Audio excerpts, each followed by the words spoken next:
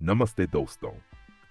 गुजरात के दिल में नूरपुरा नाम के एक शांत गांव में बसी है एक खामोश साम्राज्य की धड़कन। हर बार जब आप स्विच दबाते हैं, हर बार जब आप कोई उपकरण चार्ज करते हैं, हर वो इमारत जो रात में रोशन होती है शायद उन्हीं से जुड़ी है।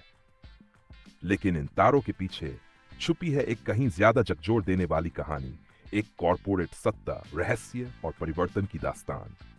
प्रथम तिमाही वित्त वर्ष 26, जब पूरी दुनिया मध्य पूर्व के संघर्ष की छाया में कांप रही थी, तभी पॉलीकैब ने चुपचाप अब तक का सबसे ऊंचा तिमाही मुनाफा दर्ज किया, पैट में 6,000 करोड़ रुपए। मार्जिन तेजी से बढ़े, मुनाफा फूटा जैसे विस्फोट, और बाजार मुश्किल से पलक झपकाई। पर क्यों? रणनीतिक मूल्य निर्धारण, अनुकूल मिश्रण, संचालन कुशलता। हम प्रोजेक्ट स्प्रिंग के तहत फुर्ती से अमल कर रहे हैं। प्रोजेक्ट स्प्रिंग इस पुनरुत्थान के पीछे का कोड नाम, लेकिन इस पर हम बाद में लौटेंगे। क्षेत्रीय स्तर पर यह उछाल कोई संयोग नहीं था। दक्षिण भारत ने नेतृत्व किया, उत्तर, पूर्व और पश्चिम ने पीछे से कदम मिलाया, लेकिन यह सिर्फ मांग नहीं थी, यह प्रभुत्व था।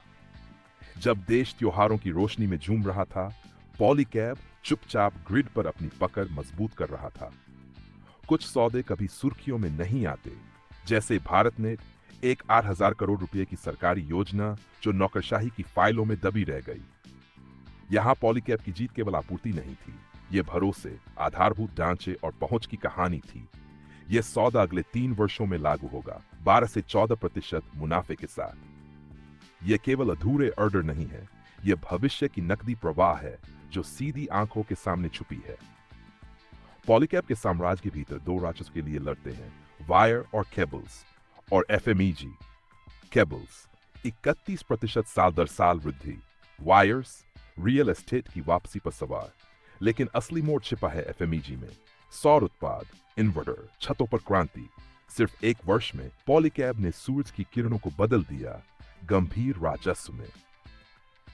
प्रोजेक्ट स्प्रिंग एक ऐसा खाका जो कंपनी को वित्त वर्ष 30 तक पूरी तरह से रूपांतरित करने की योजना है। 6,000 से 8,000 करोड़ रुपए तक का पूंजीगत निवेश। लेकिन असली सवाल है, यह पैसा जा कहां रहा है? वे हर स्तर के लिए बना रहे हैं, प्रीमियम से लेकर किफायती तक।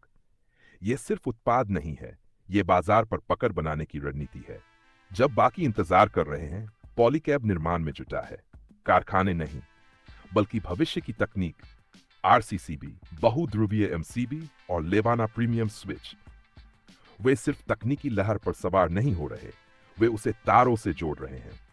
जब अमेरिका ने आयात शुल्क बढ़ा दिए, चीन पर 55%, मेक्सिको पर 30% और भारत पर सिर्फ 10%, तो लड़ाई का मैदान वैश्विक हो गया और पॉलीकैब पूरी तरह तैयार खड़ा था।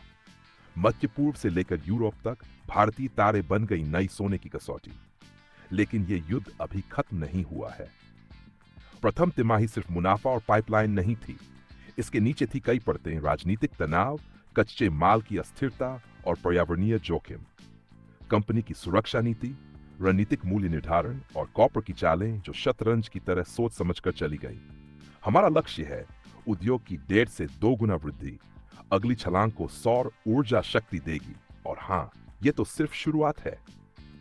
भारत में बिजली की रफ्तार तेज हो रही है। स्तर 3 से लेकर स्तर 5 तक के शहर उठ खड़े हो रहे हैं। बुनियादी ढांचे पर खर्च 19.7% तक बढ़ चुका है, और ये तो सिर्फ पहली तिमाही है। पॉलीकैब केवल एक रुझान पर सवार नहीं है, वह भविष्य को तारों से जोड़ रहा है। और वोल्ट और मुनाफे के इस युद्ध में वे पहले ही 10 कदम आगे हैं। कॉपर साम्राज्य ने बस अभी शुरुआत की है।